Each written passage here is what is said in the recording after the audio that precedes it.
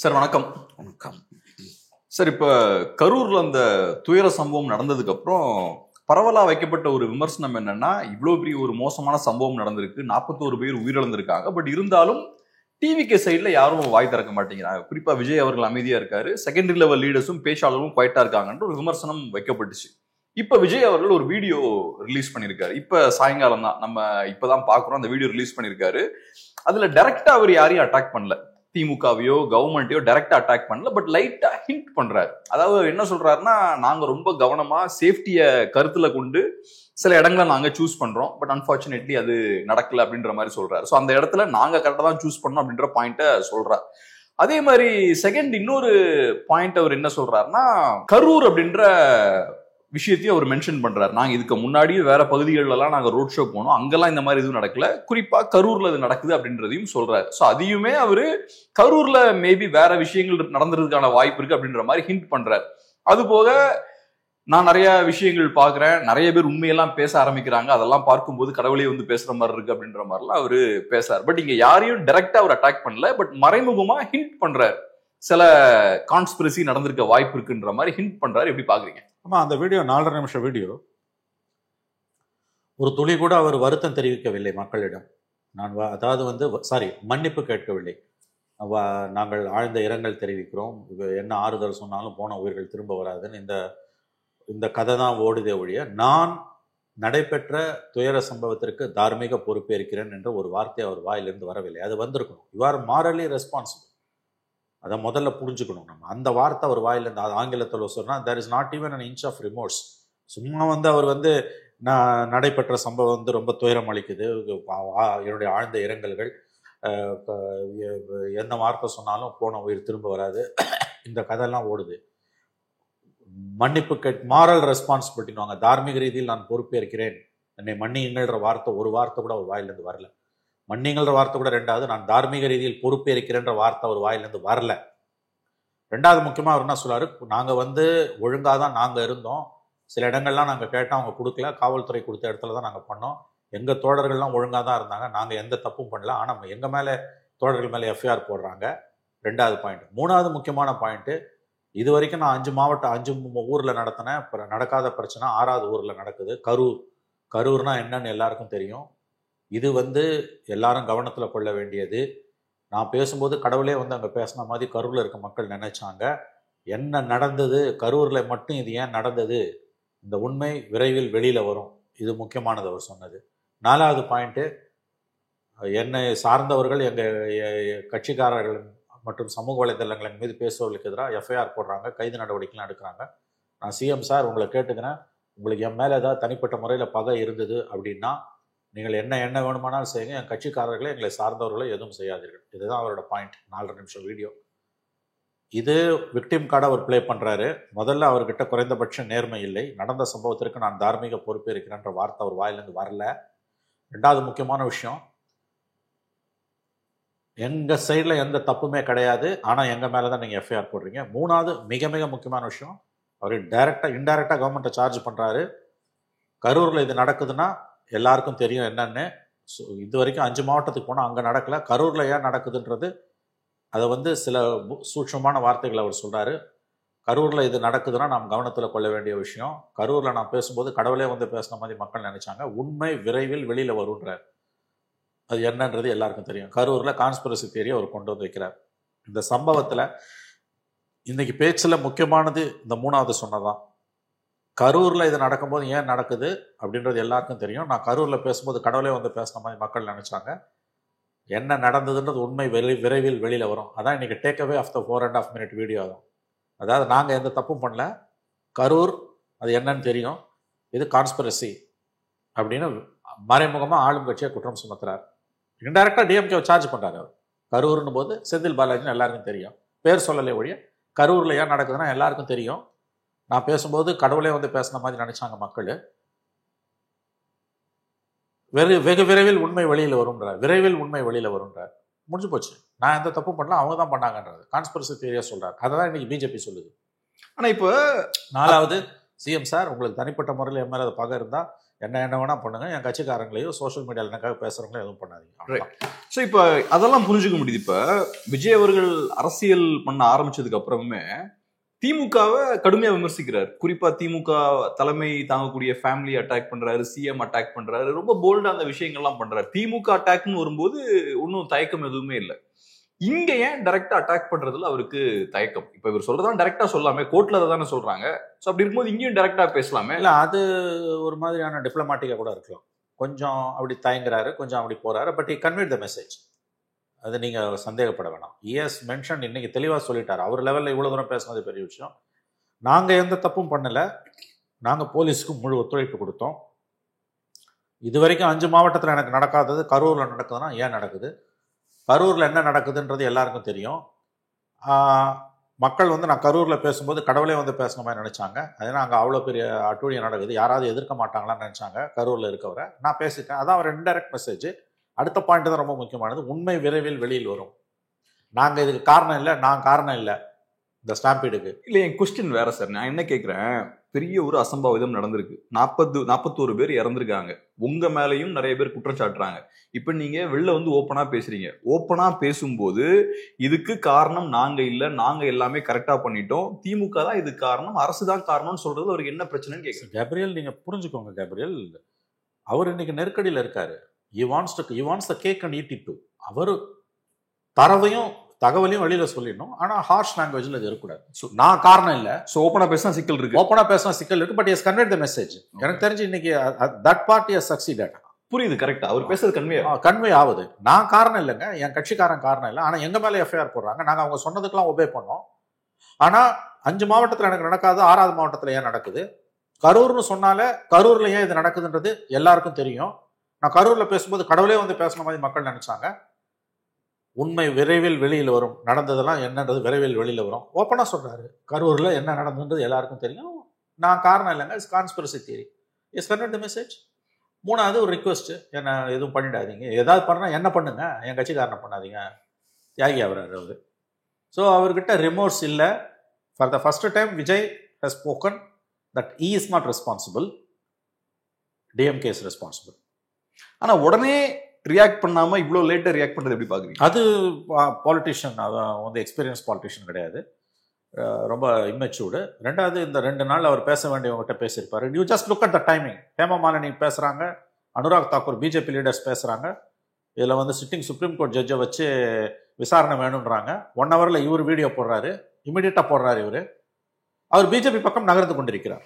So இப்படி புரிஞ்சுக்கலாம். இப்போ அந்த சம்பவம் நடந்ததுக்கு அப்புறம் விஜய் ரொம்ப குவைட்டா இருக்காரு, விஜய் கட்சிக்காரனும் குவைட்டா இருக்காங்க. திமுகவுக்கு எந்த டேமேஜும் அவங்க ஏற்படுத்தல. களத்துக்குள்ள பிஜேபி உள்ள வந்ததுக்கு அப்புறம் இப்ப நம்ம சைடுல ஒரு ஸ்ட்ரென்த் இருக்கு அப்படின்றத ஃபீல் பண்ணி லைட் அஃபென்சிவ் இறங்காரு பாருங்க. Absolutely. Look at the timing. 3 நாளா பேசல, பிஜேபி டீம் இறங்குது. இறங்கிட்டு அவங்க போய் அப்படியே 3 மணி நேரத்துல பார்த்து எல்லாத்தையும் தெரிஞ்சுக்கிட்டாங்களாம். பெரிய ஒரு சர்வதேச சட்ட நிபுணர்கள் ஹேமமாலினி, அனுராக் தாக்கூர்லாம். உடனே அவங்க சொல்லிட்டாங்க, இது இதுல பெரிய சதி வேலை இருக்குது, பூர்ண விசாரணை தேவை, sitting supreme court judge விசாரிக்கணுமா?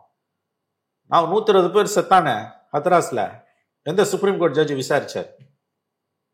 Anurag Thakur Hemamalini பதில் சொல்லுவாங்களா? அவங்க அங்க பேசுறாங்க, இங்க இவர் பேசுறாரு. சார் அவர் பிஜேபி பக்கம் போறாரு சார். திமுக கிட்ட இருந்து தன்னை காப்பாத்திக்கணும்னா விஜய்க்கு பிஜேபியிடம் சரணடைவதை தவிர வேறு வழி இல்லை, வேறு கதி இல்லை. பிஜேபி நோக்கி மெல்ல மெல்ல நகருகிறார் விஜய். இதுல எந்த சந்தேகமும் உங்களுக்கு வேணாம். This is a political message. So இப்போ இந்த வீடியோவை நீங்க ஃபுல்லா பாத்தீங்க, நானும் ஃபுல்லா பார்த்தேன். அதுல அஃப்கோர்ஸ் ஒரு மெசேஜ் இருக்கு, திமுகவுக்கு ஒரு மெசேஜ் இருக்கு, சொல்லிட்டார் சார், மக்களுக்கும் சொல்லிட்டார், மக்களுக்கும் ஒரு மெசேஜ் இருக்கு சார். இப்ப கேள்வி என்னன்னா, அவர் பேசின விஷயங்கள்ல உண்மை இருக்கா? அதாவது என்கிட்ட எந்த தப்பும் கிடையாது, டிவி கட்சிக்கிட்ட எந்த தப்பும் கிடையாது, தப்பு ஃபுல்லா அந்த சைடு தான் சொல்றாரு, அதுல உண்மை இருக்கா? 100% போய், பச்சை போய். குறைந்தபட்ச அறிவு நேர்மை கூட விஜயிடம் இல்லை. 7 மணி நேரம் கிரௌட காக்க வச்சது யாரு? லைட் ஆஃப் பண்ணி ஆன் பண்ணது யாரு? பேனிக் ஆகுறாங்கல்ல மக்கள், அதை பார்த்து நீ ரசிக்கிறல்ல. 7 hours 8:45 மணிக்கு டைம் கொடுத்தா 2:45 மணிக்கு வருது.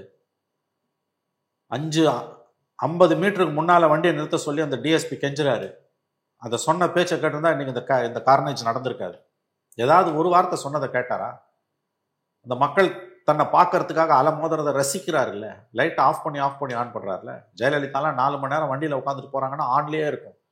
அந்த லைட் இத்தனைக்கு முகத்தை சுடும், ஆனாலும் அவங்க ஆஃப் பண்ண மாட்டாங்க. மக்கள் மேலே கொஞ்சமாவது அவங்களுக்குலாம் கரிசனமும் மரியாதையும் இருந்து. பச்சை பொய்ய சொல்கிறாருங்க அவர் முழுக்க 3 நாள் பொறுத்து இதை வெளியிடுறதும், தனக்கு எந்த பொறுப்பும் இல்லை, தான் கட்சிக்கு எந்த பொறுப்பும் இல்லைன்றதும், கரூர் தான் இதுக்கு காரணம், கரூரில் இருக்கவர் தான் இதுக்கு காரணன்றதும், திமுகவை குறை சொல்கிறதும், இன்டெரக்டாக செந்தில் பாலாஜி அவர் குறை சொல்கிறதும் எல்லாமே தெளிவாக அவர் எந்த தைரியத்தில் இதை சொல்கிறாருன்னா பிஜேபி பக்கம் போயிட்டார் அவர். அவ்வளோதான். அவர் ஹேமமாலினியும் அனுராக் தாக்கூரும் பேசுகிறாங்க, 10 நிமிஷத்தில் ஒரு வீடியோ வருது. பிஜேபி திமுக கிட்ட அது தப்புணுன்னா, ஏன்னா இப்போ ஸ்டேட்டு கண்டிப்பாக ஆக்ஷன் எடுக்க தான் போகிறாங்க. ஐ மீன் இவர் எந்த அளவுக்கு தொடுவாங்கன்னு நமக்கு தெரியாது, அது உங்களுக்குள்ள காம்ப்ரமைஸ் கூட இருக்குன்னா. பட் இவர் கட்சிக்காரன் இன்னைக்கு ஒவ்வொருத்தர சிறுகுகளை வெட்டுறாங்கல்ல. அப்போ இவர் சரணாகதி அடைய போகுது பிஜேபியிடம், அதை ஆரம்பிச்சிட்டார் அவர். சார், இப்போ நீங்க சொல்ற மாதிரி பிஜேபியோட பேக்கப் இருக்குன்ற தைரியத்துல திமுகவை லைட்டா அவர் சீன்றாருன்னு வச்சுப்போம். திமுக கையிலும் லெவரேஜ் இருக்கு, அவங்க நினைச்சாங்கன்னா தூக்கி உள்ள போடலாம். இல்லைன்னா ஏன் அதை சொல்றேன்னா, அவர் பக்கம் தப்பு இருக்கு. நீங்க சொன்ன மாதிரி ஏகப்பட்ட வயலேஷன்ஸ்ல ஈடுபட்டு இருக்காரு. அவரு ரூல்ஸை மதிக்காம செயல்பட்டனாலதான் அது நடந்திருக்கு. சோ திமுக கிட்டே ஒரு லெவரேஜ் இருக்குல்ல. கண்டிப்பா இருக்கு. ஆனா அவங்க election year Gabriel, DMK has many skeletons in its cupboard. And Vijay ஒரு பாப்புலர் ஹீரோ. இன்னமும் நான் சொல்றேன், இந்த சம்பவத்துக்கு பிறகு விஜயோட பாப்புலாரிட்டி குறையல, அதையும் நம்ம பதிவு பண்ணணும். இந்த துயர சம்பவத்துக்கு பிறகும் விஜயோட பாப்புலாரிட்டியில 1% கூட டென்ட் இல்லை, 1% கூட டென்ட் இல்லை. That is Vijay strength. எப்படி சொல்றீங்க சார் அதை?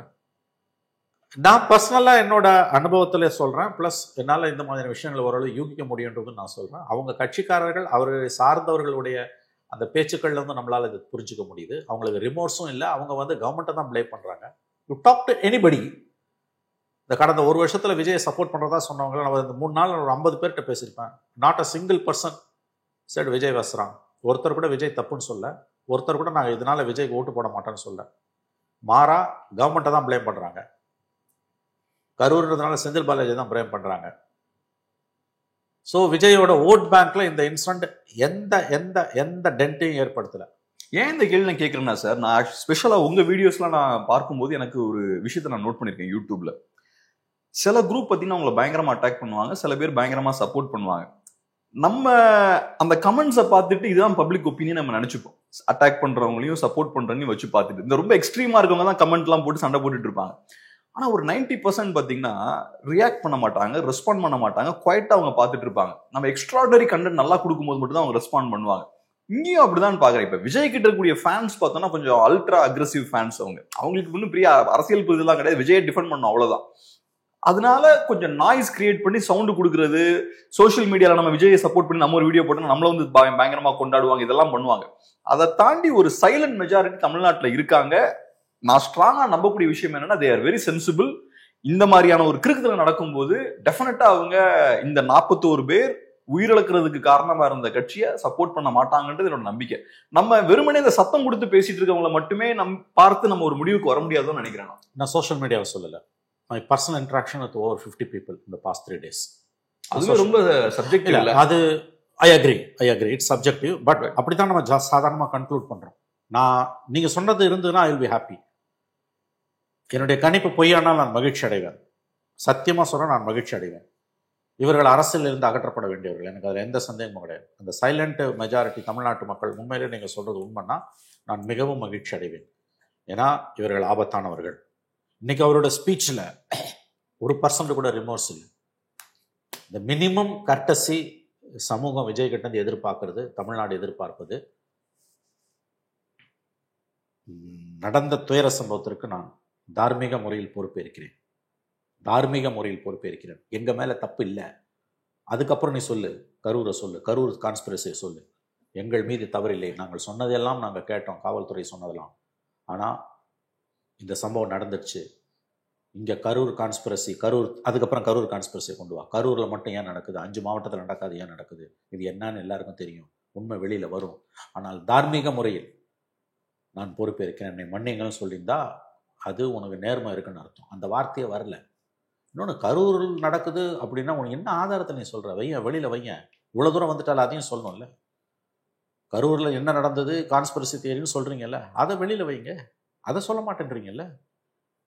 அப்ப இதையும் பிஜேபி டெலிகேஷன் இன்னைக்கு வந்து அவங்க கொடுத்த ஸ்டேட்மெண்ட்டையும் அது வருது, சைமல்டேனியஸா இது வருது. என்ன அர்த்தம்?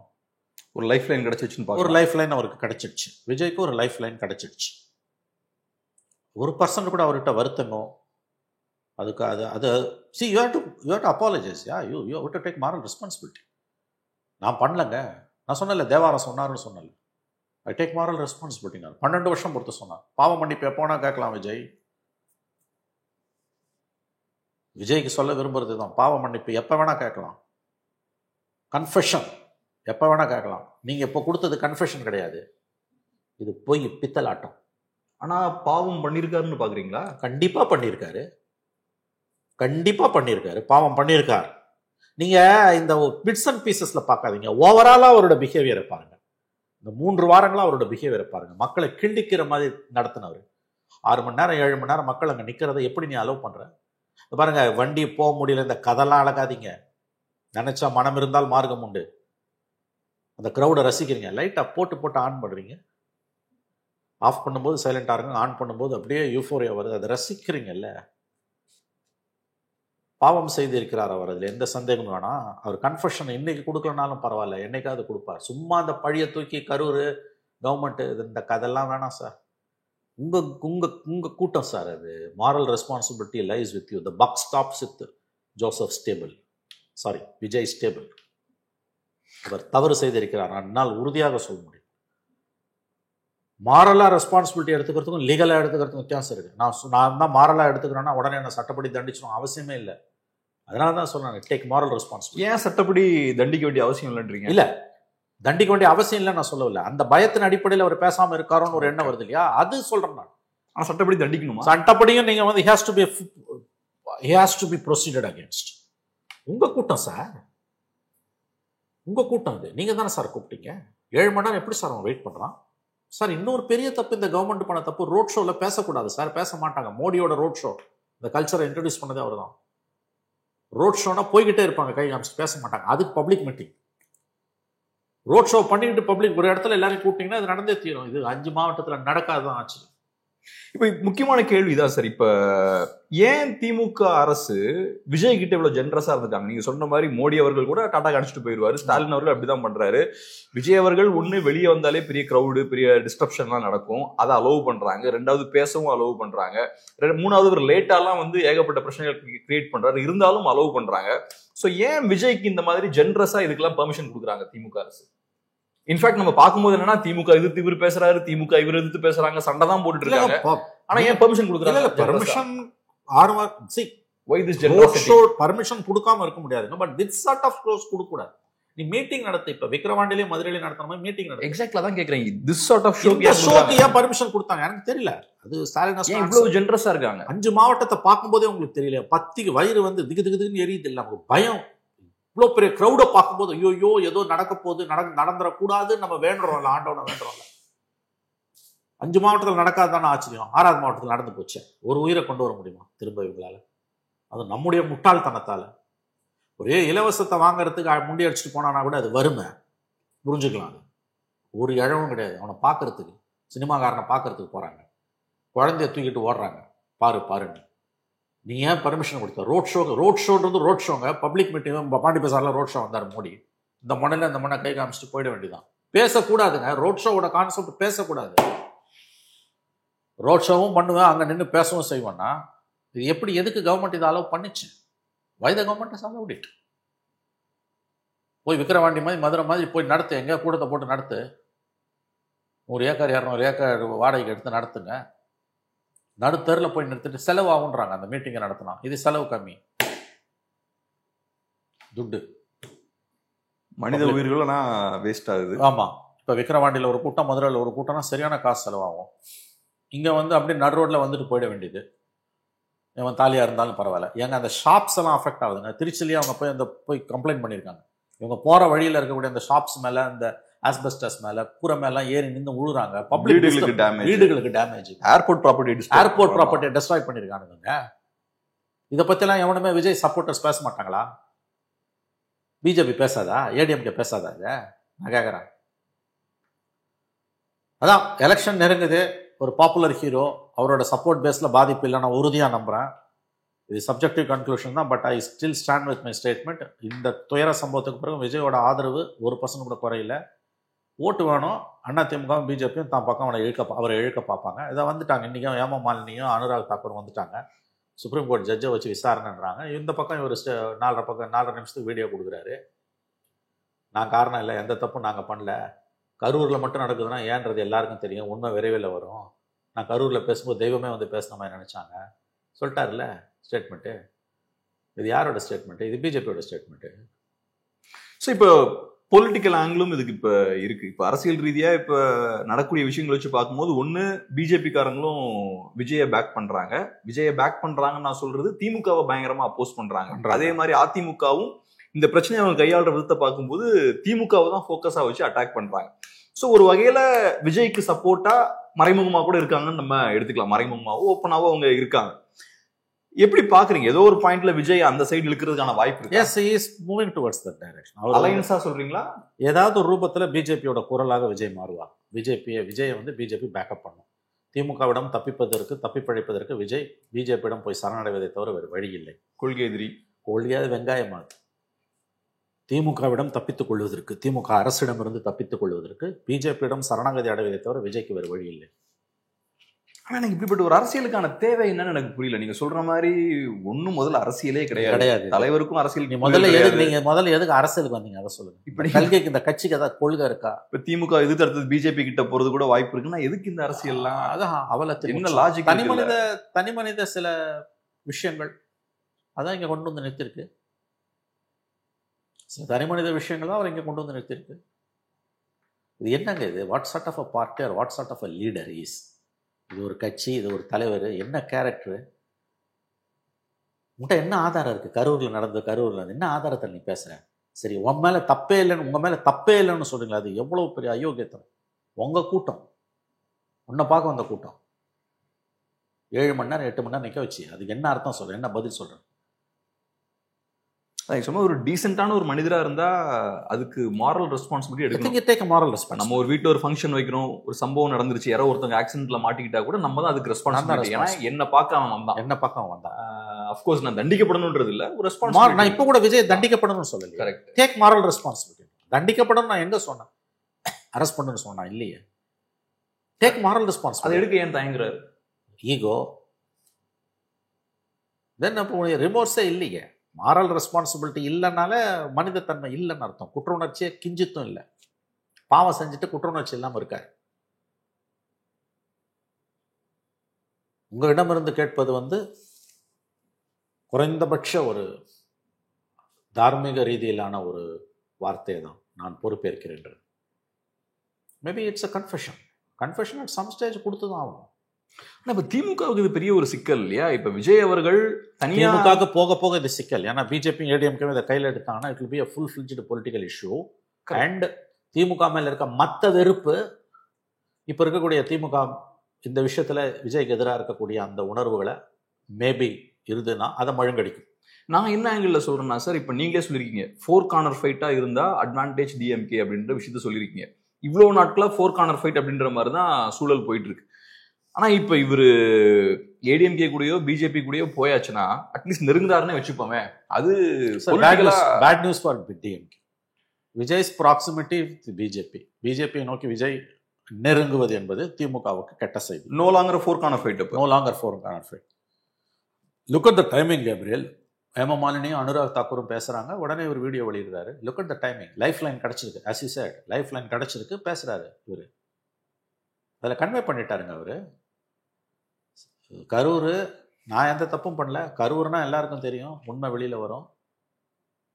சிஎம் சார் மற்றவங்களை எதுவும் பண்ண வேணாம், என்ன வேணா பண்ணுங்க, மற்றவங்களை பண்ணாதீங்க. தியாகி ஆகிறாரு இவர். விக்டிம் கார்டை ப்ளே பண்ணுறாரு. So is conveyed the message. BJP and ADMK will rally behind him. இந்த கட்சியை பொறுத்தவரை ஒரு வித்தியாசமான ஒரு விஷயம் என்னன்னா, ஒரு நார்மலான பொலிட்டிக்கல் பார்ட்டி மாதிரி ஸ்டார்டிங்ல இருந்து இந்த கட்சி ஃபங்க்ஷன் ஆகல. ஒன்று நமக்கு தெரியும், பார்ட்டி ஸ்ட்ரக்சர் இல்லை, செகண்டரி லெவல் லீடர்ஸ் இல்லை, பேச்சாளர்கள் மட்டும் அங்கங்க பேசிட்டு இருந்தாங்க. ஆனா இப்ப இந்த சம்பவம் நடந்ததுக்கு அப்புறம் பேச்சாளர்களும் குவைட் ஆயிட்டாங்க.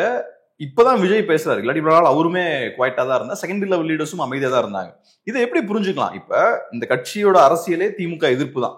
இப்ப திமுக உங்க மேல பழிய போடுறாங்க, அரசு உங்க மேல பழிய போடுது, நீங்க திமுகவை எதிர்க்க வேண்டிய ஒரு தேவை வருது. அந்த சூழல் ஏற்படும் போது ஏன் எல்லாம் போனை ஆஃப் பண்ணி வச்சுட்டு அமைதியா இருக்கணும்? இது உங்களுக்கு வாய்ப்பு, இதை நீங்க செஞ்சுதான் ஆகணும். நீங்க திமுக எதிர்த்து அரசியல் பண்ணணும். அதை கூட பண்ணாம ஏன் அவங்க இந்த டூ டேஸா குவைட்டா இருந்தது? என்ன அது எப்படி புரிஞ்சு? நடிகனின் பின்னால் இருக்க கூட்டம் ரசிகர் கூட்டம், அது அஞ்சு ஓடும். ஒரு அரசியல் கட்சி தலைவனாக இருந்தால் அவன் இதை எதிர்கொள்வான். மாவட்ட செயலாளர் போய் அவரே வந்து களத்தில் இறங்கி ஃபங்க்ஷன் பண்ணியிருப்பார். ஒன்றும் இல்லை, அன்றைக்கி ஞாயிற்றுக்கிழமை, சனிக்கிழமை இந்த துயர சம்பவம், ஞாயிற்றுக்கிழமை பூரா வீடியோஸ் பார்த்தீங்கன்னா எல்லா கட்சிக்காரனும் அங்கே களத்தில் இருக்கான். சாயங்காலம் 4 மணிக்கு 6 மணிக்கு நான் வீடியோ பார்க்குறேன். எல்லா கட்சிக்காரங்களும் இருக்காங்க. திமுககாரன் இருக்கான், அண்ணா திமுககாரன், பிஜேபிக்காரன், காங்கிரஸ்காரன், அண்ணா திமுகவில் போன ஓபிஎஸ், நாம் தமிழர், தனியார் அமைப்புகள் எல்லாரும் அங்கே இருக்காங்க. விஜய் கட்சியை தவிர ஸ்ட்ரக்சரே இல்லை. அப்போ நீங்கள் ஏன் பயந்து ஓடுறீங்கன்னு நான் என்னமோ அவங்க தொண்டர்களோ பேச்சாளர்களோ பயந்து ஓடினாங்கன்னு பார்க்கல. அவங்களுக்கு தான் இன்ஸ்ட்ரக்ஷன் வந்துருக்குன்னு நினைக்கிறேன். ஏன்னா அவங்களுக்கு ஒன்றும் இதை பேசுறதுல ஒன்றும் பெரிய கஷ்டம் இருக்காது. பட் எல்லாரும் போனை ஸ்விட்ச் ஆஃப் பண்ணிட்டு குவைட்டா இருக்காங்கன்னா ஏதோ ஒரு இன்ஸ்ட்ரக்ஷன் மேலே வந்துருக்கு, எல்லாம் அமைதியா இருங்கன்னு வந்து, which is much more dangerous. அப்போ அது கட்சியே இல்லை. அது எங்கே போய் சேரணும்? அரசியல் அல்லாதவர்கள் பிஜேபியிடம் போய் சரணடைவார்கள், இந்துத்துவாவிடம் சரணடைவார்கள். ஏன்னா இந்தியாவோட சென்ட்ரல் ஃபோக்கஸாக இந்துத்துவ பாலிடிக்ஸ் வந்துடுச்சு. அரசியலற்ற தன்மை, அப்பொலிட்டிக்கலாக இருக்காமல் பிஜேபி கிட்ட தான் சரண்டர் ஆவான் தமிழ்நாட்டில். ஏன்னா அவனுக்கு திமுகவும் கட்டவன், அரசியல்னால சாக்கடை அப்படிங்கும்போது ஆப்வியஸ்லி அதிகாரத்தில் இருக்கிறதால திமுக மேலே ஒரு கோபம், ஆன்டி இன்கம்பன்சி இருக்க தான் செய்யும் நேச்சுரலி. அப்போ அத்தகைய நபர்கள் வந்து எங்கே போய் சரண்டர் ஆவாங்க? பிஜேபி கிட்ட தான் சரண்டர் ஆவாங்க. இன்னைக்கு ஏடிஎம்கேவும் பிஜேபி லாங்குவேஜ் தானே பேசுது. திமுக செய்யக்கூடிய பல தவறுகள் பிஜேபி எங்கே வளர்க்குது இல்லை. ஆன்டி இன்கம்பன்சி 21 விழுந்த ஓட்டு திமுக சத்தியமாக 26 விழாது. அதுல எந்த சந்தேகம் வேணாம் உங்களுக்கு. அப்ப அரசியலற்ற தன்மை என்று நாம் சொல்லக்கூடிய அந்த அப்பொலிட்டிக்கலா இருக்கக்கூடியது எல்லாமே பிஜேபி பக்கம் தான் போய் நகரும். Vijay is an apolitical person. என்னங்க ஒரு கொள்கை தெரிஞ்சா சொல்லுங்களேன், எனக்கு ஏதாவது ஒரு கொள்கை இருக்கா? பிஜேபி இந்த இஷ்யூ கையில் எடுத்துட்டான். அவங்க டெலிகேஷன் வந்து அவங்க பேசின உடனே இவர் வீடியோ போடுறாரு. அந்த டாட்ஸை கனெக்ட் பண்ணுங்க. இப்போ அதான் அங்கதான் வரேன் சார். இப்போ பிஜேபி இந்த இஷ்யூவை கையில் எடுத்துட்டாங்க, டாட்ஸை கனெக்ட் பண்ண சொல்றீங்க. இப்போ என்கிட்ட இருக்கக்கூடிய கேள்வி என்னன்னா, இந்த இஷ்யூவை கையில் எடுக்கிறாங்கன்றது ஓகே, இந்த இஷ்யூவை கையில் எடுத்து திமுகவுக்கு என்ன மாதிரியான அழுத்தங்கள் போட முடியும்? பெரிய டேமேஜை பிஜேபியால ஏற்படுத்த முடியுமா? முடியும் சார். நீங்க என்ன சொல்லலாம் சார்? சார் பவர்ல இல்லாதப்ப திமுக இருந்த அட்வான்டேஜ் பவர்ல இருக்கும்போது 26 இருக்காது. அது புரிஞ்சுக்கணும்.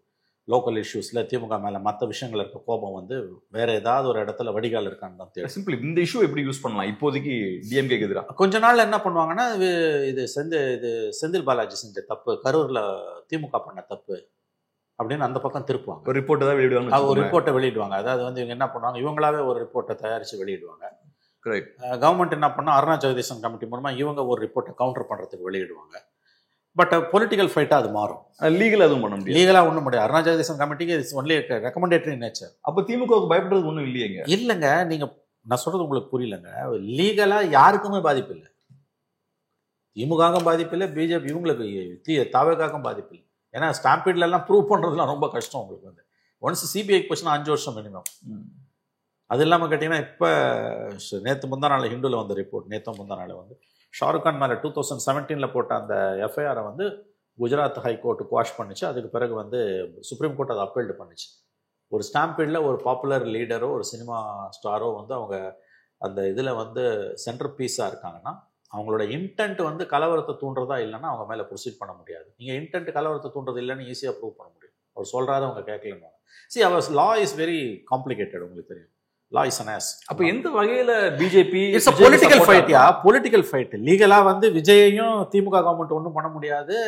ஒருவேளை இதுக்கு செந்தில் பாலாஜி காரணமா இருந்தா அவரையும் சிபிஐ வந்தாலும் ஒன்றும் பண்ண முடியாது. பொலிட்டிக்கலா பிஜேபி என்ன சார் பேக்கப் பண்ண போறாங்க விஜய்? தமிழ்நாட்டுல அவங்களே பொலிட்டிக்கலா நீங்க ரொம்ப தப்பா பேசுறீங்க. டிஎம்கேவை டிஸ்டர்ப் பண்றது அவங்களோட நோக்கம். அதுக்கு வந்து விஜய் மாதிரியான ஒரு ஃபோர்ஸ் வந்து அவங்க கையில கிடைக்குதுன்னா அவங்களுக்கு லட்டு மாதிரி. அது அவங்க இதை யூஸ் பண்ண தான் பார்ப்பாங்க. இன்னைக்கு டிஎம்கேவை ஃபுல் ஃபிளெஜ்டா எதிர்க்கக்கூடிய அந்த டீத் வந்து ஏடிஎம்கே கிட்ட ரொம்ப பழுதடைஞ்சிருச்சு. அந்த காலத்தில் வந்து டிஎம்கே டிஎம்கேன்னு இருந்துகிட்டே இருந்தது. இப்போ இந்த 4 வருஷத்துல பிஜேபி ஏடிஎம்கேவோட அந்த டிகே இருக்கு இல்லையா, ஏடிஎம்கேவோட வீக்கனிங் ஸ்ப்ரீ இருக்கு இல்லையா, தட் இஸ் கோயிங் அன்செக்டு. இன்னைக்கு ஏடிஎம்கேவால் தனியாக திமுகவை வீழ்த்த முடியாது. அப்போ பிஜேபி என்ன பண்ணுறான்னு கேட்டிங்கன்னா, இந்த மாதிரியான இண்டிவிஜுவல் வாய்ஸஸ், இந்த மாதிரி புதுசாக வரக்கூடிய பிளேயர்ஸ் எல்லாரையும் அவங்க உசுப்பி விட்றான். அதை இவங்க கண்டிப்பாக விஜயை வந்து பேக் பண்ணுவாங்க. நியூசன்ஸ் வேல்யூ தாண்டி who knows, Vijay may go into the ADMK BJP alliance also. So classic understanding கூட வரும். கடைசியா ஒரே ஒரு கேள்வி சார். இப்ப தப்பு நடந்துருச்சு, 41 உயிர்கள் போயிருக்கு. இது வந்து ஏதோ ஒரு புயல் வந்தோ வெள்ளம் வந்தோ எதர்ச்சியா நடக்கல. இது ஒரு இயற்கை பேரிடரால இந்த சம்பவம் நடக்கல. இது ஒரு மேன்மேட் டிசாஸ்டர். இவங்க ஒரு ஈவெண்ட் ஆர்கனைஸ் பண்றாங்க, கூட்டம் கூடுது, ப்ராப்பரா ப்ரிகாஷனரி மெஷர்ஸ்லாம் எதுவும் சரியா எடுக்கல, இவ்வளவு பெரிய டிசாஸ்டர் நடக்குது. அப்படி மேன்மேட் டிசாஸ்டர் அது இருக்கும்போது யாராவது அதுக்கு பொறுப்பேற்கணும். கண்டிப்பா விஜய் பொறுப்பேற்கல, அரசு தரப்புலையும் யாரும் பொறுப்பேற்கல, பெரிய லெவல்ல குற்றவாளிகள் தண்டிக்கப்படவும் இல்லை. யாருமே தப்பு பண்ணாம 41 பேர் சும்மா சாக மாட்டாங்க, கண்டிப்பா நிறைய பேர் தப்பு பண்ணிருக்கணும். அப்ப தப்பு பண்ணவங்களுக்கு எந்த தண்டனையும் கிடையாதா? ரூல் ஆஃப் லா அப்படின்றது என்ன ஆச்சு? நல்ல கேள்வி. கேட்க வேண்டியது நீங்கள் நம்முடைய மாண்புமிகு முதலமைச்சர் முத்துவேலு கருணாநிதி ஸ்டாலின் அவர்களிடம்தான், மணிக்கிட்ட இல்லை. இப்போ வாய்ப்பே இல்லை, பிரஸ் மீட்டும் கிடையாது. நல்ல கேள்வி. அதாவது வந்து at what level will fix the responsibility? ஏன் ஒரு எஃப்ஐஆர் கூட விஜய் மேல போடல? அரெஸ்ட் பண்ணுன்னு சொல்லலை. அல்லி அர்ஜுனாவை அரெஸ்ட் பண்ணாங்க, ஷாருக் கான் மேல எஃப்ஐஆர் போட்டாங்க. ஒருத்தர் தான் இருந்தார். ஒருத்தர் அது என்டர்டெயின்மெண்ட். 41 பேர் செத்துருக்கான். The minimum thing the government would have done it, file an FIR. FIR கூட விஜய் மேல போட முடியல இந்த கவர்மெண்டாலனா, that speaks volumes. அங்க many unanswered questions also there. The DMK கவர்மெண்டோட பிஹேவியர் நீங்க பாத்தீங்கன்னா வந்து சும்மா அந்த டிஸ்ட்ரிக்ட் செக்ரட்டரி உள்ள வைக்கிறாங்க. அப்புறம் நாளைக்கு அதை அந்த பெட்டிஷனை டைப் படிச்ச கம்ப்யூட்டர் ஆபரேட்டர் என்ன பவர் இருக்கு? ஒரு டிஸ்ட்ரிக்ட் செக்ரட்டரி என்ன பவர் இருக்கு? அப்புறம் நாளைக்கு அந்த கம்ப்யூட்டரில் டைப் படிச்ச டைப்ரைட்டர் டைப்பிஸ்ட் பேர் அவனை டாட்டா என்ட்ரி ஆப்ரேட்டர் பர்மிஷன் கேட்கறதுக்கு எஸ்பி ஆஃபீஸில் கொடுத்தாங்க, அவனை அரெஸ்ட் பண்ணுவீங்க. அந்த கார் ஓட்டன் பண்ணவங்க பண்ணுவீங்க. மைக் செட் கொடுத்தவன் இவங்க தானா காரணம்? வழக்கமாக இந்த மாதிரினா the first thing government would have done is file an FIR against the main person. The minimum thing. அது இல்லைன்றதே வந்து இந்த கவர்மெண்ட் வந்து Stalin government is indirectly, I'm not saying protecting, but they don't want to go after him. அது ஏன் அவரை காப்பாத்துறாருன்னு சொல்ல, Vijay Stalin government காப்பாத்துன்னு சொல்ல, but why they are refusing to go after him? இவ்வளவு பெரிய தவறு நடந்திருக்கு, அவர் மேல ஆக்ஷன் எடுக்கிறாங்கன்னா காப்பாத்துறாங்கன்னு சொல்லணும். தவறு நடந்திருக்கு, எதுவும் பண்ணலன்னா எப்படி பாக்குறது? நம்ம காப்பாத்துறாங்க. விஜய் ஏன் திமுக அரசு காப்பாற்றுகிறது? Not an FIR against him. He was not called for an enquiry. He was not summoned. யார் பொறுப்பு இதுக்கு? யார் சார் பொறுப்பு இதுக்கு? இவ்வளோ பெரிய சம்பவம் நடந்திருக்கு, இத்தனை உயிர்கள். சொன்ன மாதிரி ஒருத்தன் சத்தத்துக்கு Alli Arjuna government, Alli Arjuna was put be head boss. அந்த இதில் வந்து இவ்வளோ பெரிய கேஷுவலிட்டிஸ் எனக்கு தெரிஞ்சு இல்லை ஷாருக் கான் கேஸில். அஃப்கோர்ஸ் சுப்ரீம் கோர்ட்டில் அதுக்கு பிறகு கேசஸ் வேறு வாஷ்னு வச்சுக்கோங்க, அது வேறு விஷயம், FIR washed. But immediate reaction of the state machinery என்ன? Immediate reaction of the state machinery. நீங்கள் ப்ரொசீட் பண்ணி, இட்ஸ் ப்ரைவேட் ஈவெண்ட் இல்லை, ப்ரைவேட் ஈவெண்ட். கவர்மெண்ட் ஈவெண்ட்னா வேறு. கரெக்ட். இப்போ ஏர் கிராஷ் இங்கே ஏர் ஷோவில் நடந்ததுன்னா அது வேறு டைனமிக்ஸில். Correct. It's private event. Private ஈவெண்ட்டில் நடக்குதுன்னா there are many unanswered questions. வெறும் விஜய் தரப்புக்கு மட்டும் இல்லை, Stalin தரப்புக்கும் there are many unanswered questions. விடை தெரியாத பல கேள்விகள் இருக்கின்றன இந்த விஷயம். விஜய் சொல்றதை நம்ப வேண்டியதான். ஃபியூச்சர்ல நிறைய விஷயங்கள் வெளியே வரும், உண்மைகள் வெளியே வரும், நம்பிட்டு நம்ம பார்க்க வேண்டியதான். மேபி அவர் சொல்றாருல, அதை இந்த கவர்மெண்ட் சேலஞ்ச் பண்ணணும்ல. இப்போ நான் விஜய் பேச ஆரம்பிச்சிருக்காரு, வெளியே தெளிவாக சொல்லிட்டார், நான் பொறுப்பு இல்லைங்க, எனக்கு எந்த பொறுப்பும் இல்லை. 41 பேர் செத்தான் இல்லை, அதில் எனக்கு எந்த பொறுப்பும் இல்லை. கரூரில் ஏன் நடக்குதுன்னா எல்லாருக்கும் தெரியும், எல்லாரும் பேசிக்கிறாங்க, உண்மை விரைவில் வரும் சொல்லிட்டார். பார்ப்போம் சார், என்ன நடக்குதுன்னு பார்ப்போம். ரொம்ப நன்றி, உங்கள் பிஸியான டைமில் அருமையான பேட்டி. நன்றி.